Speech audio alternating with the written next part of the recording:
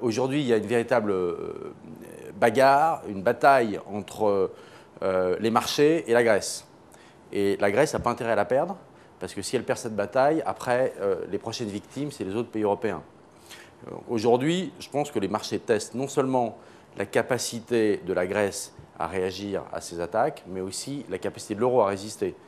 Et ce n'est pas pour rien que la Grèce est attaquée et en même temps, l'euro baisse. Et c'est le véritable premier test de la zone euro, de l'union monétaire, depuis son existence. Le vrai problème de la Grèce, c'est la crédibilité.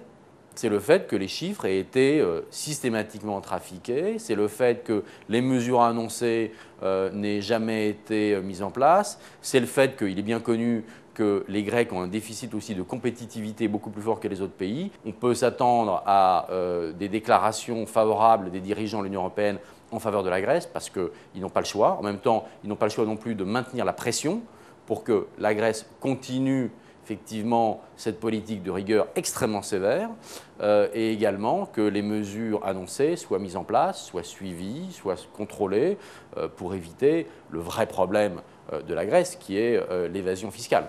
Moi, je suis plutôt optimiste. Maintenant, la Grèce va effectivement payer durement ces 20 ans ou 30 ans d'errement. On est parti pour plusieurs années de croissance négative ou de croissance faible, alors qu'on voit que le reste de la zone euro sort de la crise. La Grèce, elle, s'y enfonce.